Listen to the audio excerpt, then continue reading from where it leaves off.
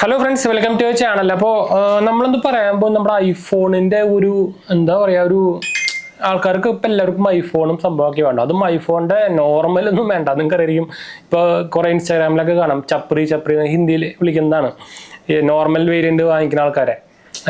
ഇപ്പോൾ പിള്ളേർക്കും ഓട്ടോക്കാർക്കും ഒക്കെ 7 Pro സീരീസുകൾക്ക് മാത്രമേ വേണ്ടൂ. ഞാനിപ്പോൾ റീസെൻ്റ്ലി നമ്മൾ എന്താ പറയുക കുറച്ച് മോളുകളിലൊക്കെ പോയപ്പോൾ തന്നെ മിക്ക ആൾക്കാരുടെ കയ്യിലും 17 Pro ആണ്. അത് ഓട്ടോക്കാരായിക്കോട്ടെ, സ്റ്റുഡൻസ് ആയിക്കോട്ടെ. ഞാനവിടെ ഒരു കാഴ്ച കണ്ടതാണ്, അതിൻ്റെ വഴിയെ പറയാം.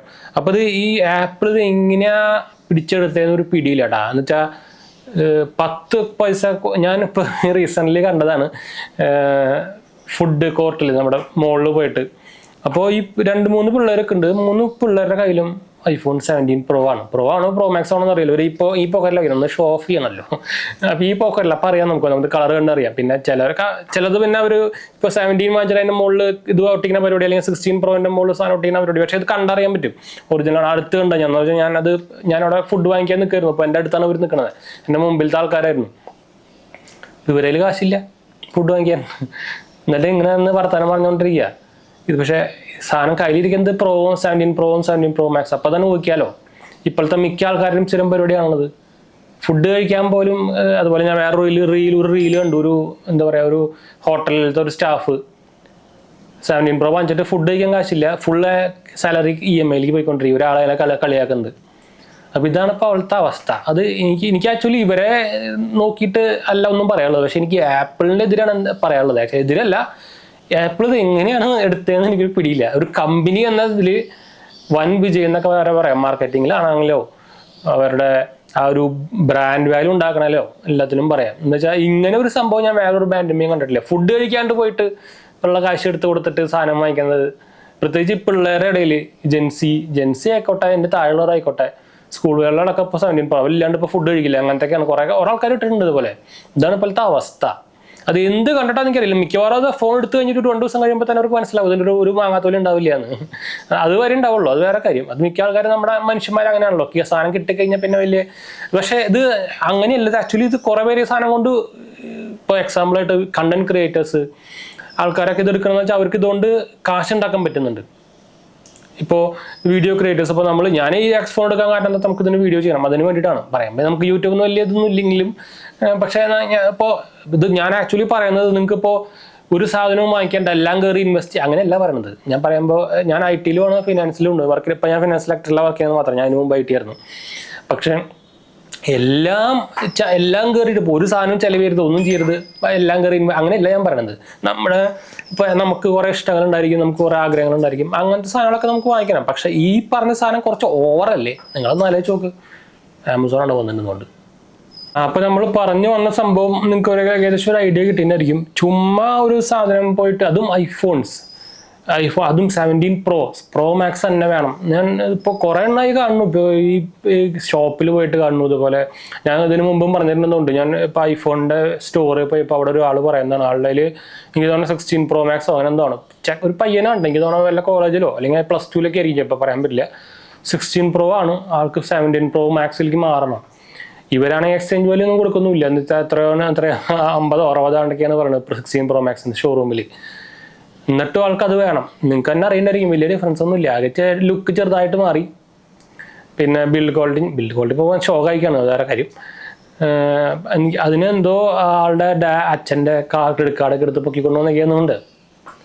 അപ്പോൾ ഇതാണ് ഇതിൻ്റെ എന്താ പറയുക, ഇതെങ്ങനെ ആപ്പിൾ ഈ ഒരു സംഭവം ഉണ്ടാക്കിയെന്ന് എനിക്ക് ശരിക്കും ഇപ്പോഴും ഭയങ്കര ഫാസിനേഷൻ ആണ് അതിനെ വെച്ച് ആലോചിക്കുമ്പോൾ.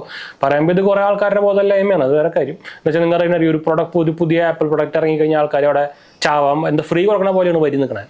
നിങ്ങൾ ഓൾറെഡി 17 Pro ഇറങ്ങിയപ്പോഴും 16 ഇറങ്ങിയപ്പോഴൊക്കെ TV-ലൊക്കെ കാണിക്കുന്നത് കണ്ടിട്ടുണ്ടായിരിക്കും. ഇത് എന്ത് കണ്ടിട്ടാന്ന് എനിക്കറിയില്ല.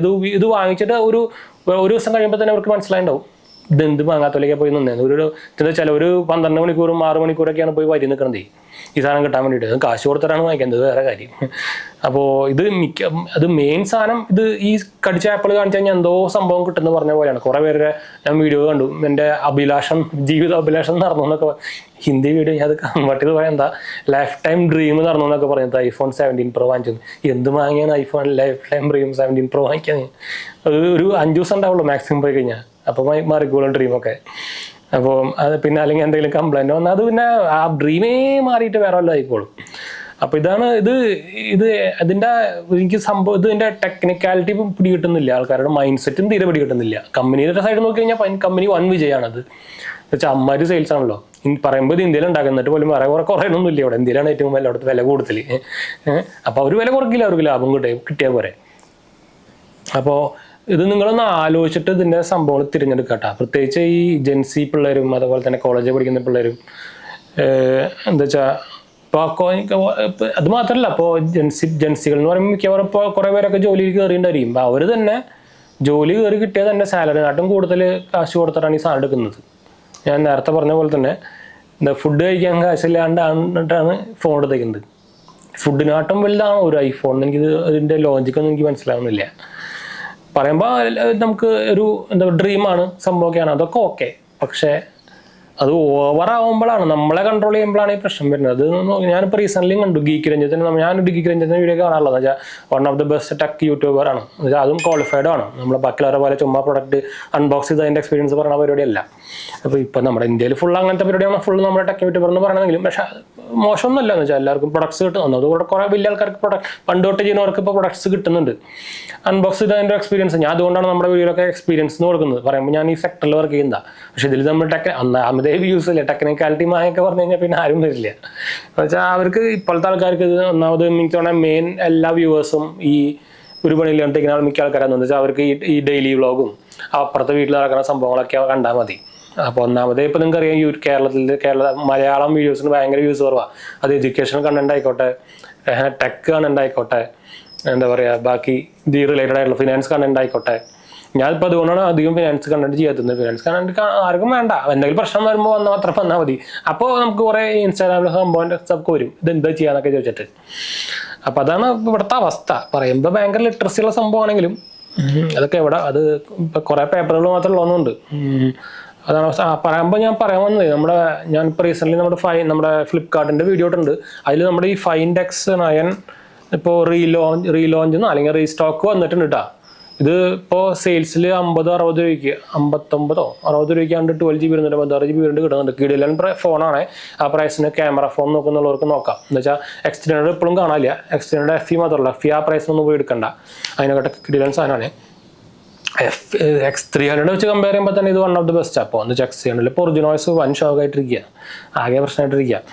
അപ്പോൾ നമ്മൾ പറഞ്ഞു വന്നൊരു സംഭവം ഇതായിരിക്കും. നിങ്ങൾക്ക് ഒരു ഏകദേശം ഐഡിയ നിങ്ങൾക്ക് മനസ്സിലായി. ഞാൻ പറഞ്ഞ പോലെ ഗീക്ക് രഞ്ജിത്ത് ആളോട് ഇതുപോലെ ഒരു വീഡിയോ ഉണ്ടായിരുന്നു. അപ്പോൾ അത് കണ്ടപ്പോഴാണ് ഞാൻ ആക്ച്വലി അതുപോലെ ഒരു വീഡിയോ എടുത്താലോ വിചാരിച്ചത്. ഞാൻ ഇതിൻ്റെ മുമ്പ് എൻ്റെ ഇതേപോലത്തെ ഷോർട്സ് ഒക്കെ ഇട്ടിട്ടുണ്ട്. പക്ഷേ എന്നാലും ഇത് പിന്നെ ഞാൻ ഇപ്പോൾ റീസെൻ്റ്ലി 2-3 ദിവസം മുമ്പ് ഫിലിം കാണാൻ പോയപ്പോൾ എല്ലാവരുടെ കയ്യിലും ഓട്ടോ ഡ്രൈവർമാരുടെ കയ്യിലും എല്ലാവരുടെ കയ്യിലും 17 Pro. അതും ഇവിടെ വെച്ചിട്ട് നടക്കുക നല്ല കാണുള്ളൂ. അതൊക്കെ കണ്ടപ്പോഴാണ് എനിക്കിത് ഇതിൻ്റെ ഈ ആപ്പിൾ ഇത് എങ്ങനെ എടുത്തു അത്. അപ്പോൾ ജസ്റ്റ് ഒന്ന് എനിക്ക് എടുക്കണമെന്ന് തോന്നി, അത്രേ ഉള്ളൂ. അപ്പോൾ നമുക്ക് എന്തായാലും വൈൻഡപ്പ് ചെയ്യാം. അപ്പോൾ നമ്മുടെ ചാനൽ ആദ്യമായിട്ട് കാണാൻ എൻ്റെ പേര് ഞാനൊരു ഫിനാൻഷ്യൽ അനലിസ്റ്റ് ആണ്. നമ്മുടെ ടെക് ഫിനാൻഷ്യൽ എക്സ്പീരിയൻസ് ആണ്, ക്വാളിഫൈഡ് ആണ്. എന്തെങ്കിലും സംശയം കാര്യങ്ങളൊക്കെ എൻ്റെ കമൻറ്റ് ചെയ്താൽ മതി. നമ്മളെല്ലാ കമൻറ്റിൽ പോകുന്നതാണ്. അടുത്ത് കാണാം.